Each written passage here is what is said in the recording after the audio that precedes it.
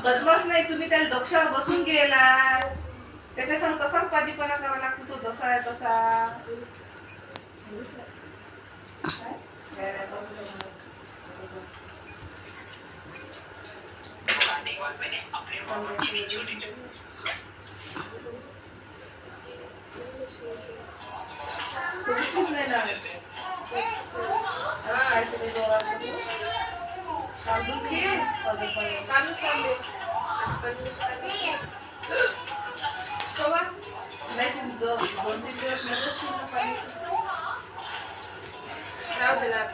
संध्याकाळी किती